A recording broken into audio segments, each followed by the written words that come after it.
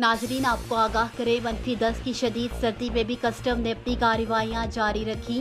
ज़यारत cross check post पर custom हुकाम ने कार्रवाई के दौरान 2 करोड़ 40 लाख रुपए से जायद का गैर मुल्की सामान बरामद कर लिया।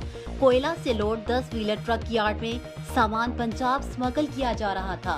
10 व्हीलर ट्रक से छालिया, सिगरेट, नॉन कस्टम पैड, कपड़े, साबुन और कन्फेक्शनरी आइटम बरामद कर ली गई।